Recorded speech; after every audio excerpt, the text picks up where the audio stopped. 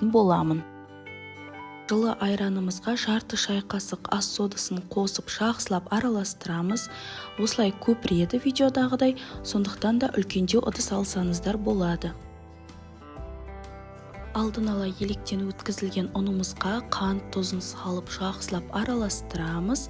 Және банағы айранымызды қосамыз, одан кейін сұйық майымызды және бір жұмыртқамызды қосып, барлығын қолымыздың көмегімен осылай араластырамыз. Егерде ыдыстың ішінде ыңғайсыздық тудырып жатырса, онда үстелдің үстінде илесеңіздер болады. Кейін осылай 15 минутқа бетін жауып қоямыз.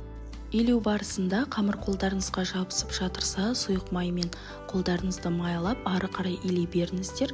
Ешқандай да артық ұн қосуға болмайды.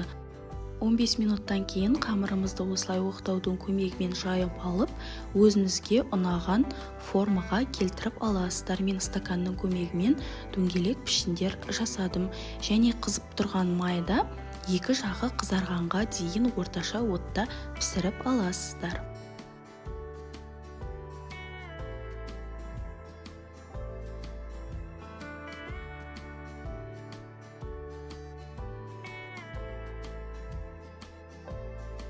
Бауырсақтардың ортасы ешқандай да шикі болып кетпейді.